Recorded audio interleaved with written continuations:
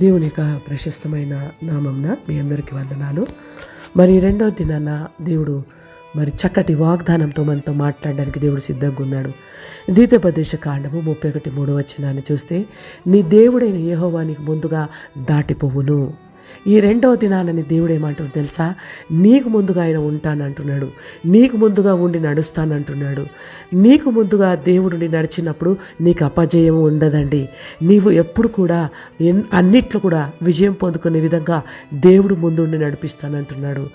ఆ జనులు నీ ఎదుట నుండకుండా నశింపజేయును. నీవు వారి దేశమును స్వాధీనపరచుకుందువు.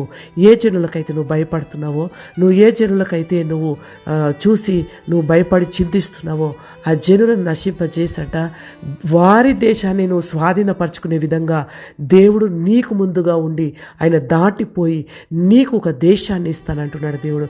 హల్లెలూయా. దేవుడు అంటున్నాడు, నీకు ముందుగా ఆయన వెళ్తాడంట. నీకు ముందుగా వెళ్ళినాక నీకు అపజయం ఉండదు. అన్ని విషయాల్లో దేవుడు జయం కలిగించి నడిపిస్తాడని దేవుడి మాటలు దీవించునుగాక. ఆమేన్.